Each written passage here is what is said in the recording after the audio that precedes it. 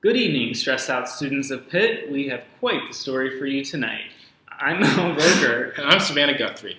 Tonight, we will be reviewing Pitt 2018 Fall Semester. It's a story you won't want to miss.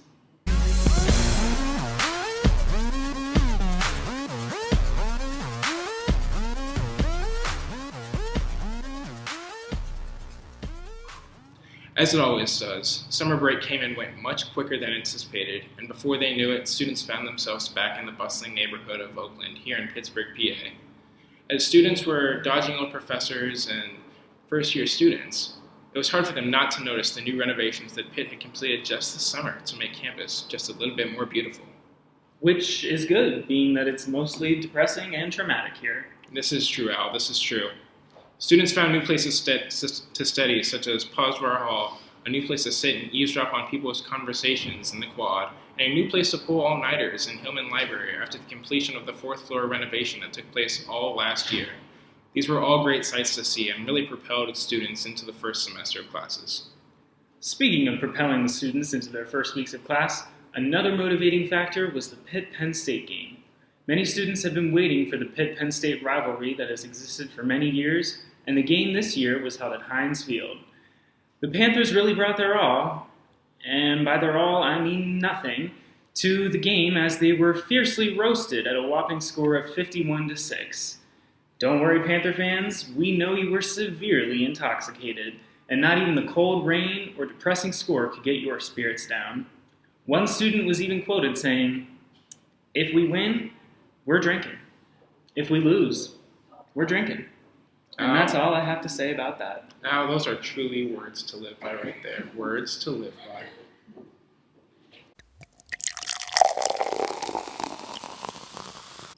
In other news, Market Central, the main dining hall here on Pitt's campus, is in violation of multiple health risks. Of the 25 assessments, 14 were in violation, with 6 of them being deemed high risk. One of the employees was cited wiping the back of their hand to their nose and then subsequently handling clean dishes. It is our hope that health and preventative measures are taken in order to combat this stomach-turning event.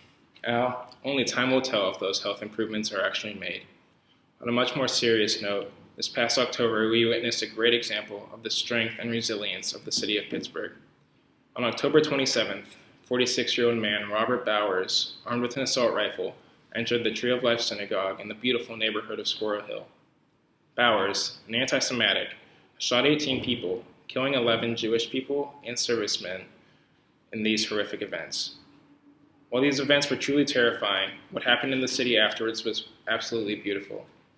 Countless memorial services, shrines, and fundraisers were set up immediately after the shooting, which really brought everyone in the city together. Our hearts here at Studio 1A are still pouring out for the victims affected in these tragic events.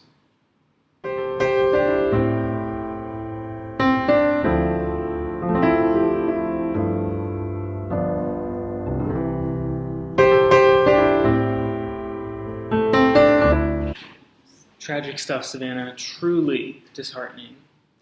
On a much more lighthearted note, the students of Pitt's campus definitely went hard this past Halloween. Being that Halloween was on a Wednesday, students were faced with the decision of whether to go out the weekend prior to Halloween or the weekend following Halloween. And just like the girl in the old El Paso commercial, ¿por qué no los dos? And that's exactly what they did. We've been sent anonymous photos from students and their respective nights out. Look at that. Who does that look like to you, Savannah? Al, I'm not quite sure, but I think it might just be Sir Elton John. Sir Elton John. Wow, look at those glasses. Killing the game, killing the game. Oh, and there's this one. Yes, that looks like a very... that looks like a very revealing version of Aquaman. Yes, I bet he won't be having any Aqua children anytime soon. Oh, and here we have our local Bavarian. Good stuff, good stuff. Love to see it. Now, Al, I'm not quite sure what exactly he's doing in this picture, but do you think he has any schnitzel for sale? Oh, in more ways than one, I think, Savannah. In more ways than one. The horrors of Halloween sadly did not stop on October 31st. On the evening of November 10th, a masked man entered into a small home on the streets of Oakland. Sounds to me like there was a need for a revealing Aquaman, Savannah. Al, this is true. After peering into multiple windows of multiple homes in the streets of Oakland, the masked man finally entered into the home of a woman, who awoke to find him standing over her while she was asleep.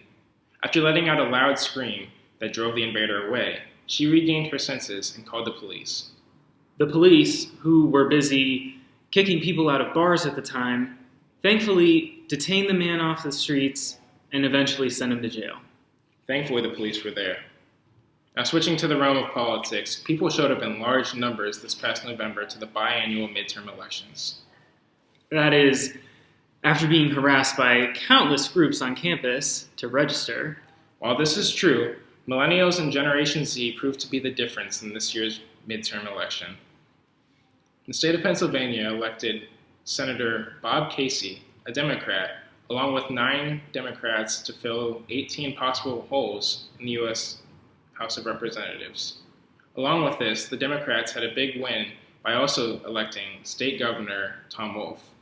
Hopefully these politicians can make the difference in our ever-declining political climate. Highly unlikely, Savannah. Speaking of highly unlikely, it is unfortunate that one local Pitt student will not be able to complete her final examinations, being that she was hit by a bus during finals week. Reports say that she was walking towards soldiers and sailors in the bus lane when a Port Authority bus hit her. Glass was cracked and heads were smacked, being that she was hit, the bus driver was affected, and a woman on the bus. All 3 parties were sent to the hospital for further evaluation, and hopefully they will be okay. Scary stuff. But in other news, students have something to look forward to next finals week as Oakland is getting a milkshake factory. So instead of stress eating all those calories, students will be able to look forward to drinking them all at the milkshake factory. Savannah? Folks, that concludes our snapshot of the fall semester from the perspective of University of Pittsburgh students. Coming up after the break, we have an interesting story about a kangaroo, protein powder, and the placebo effect. This is something you don't want to miss.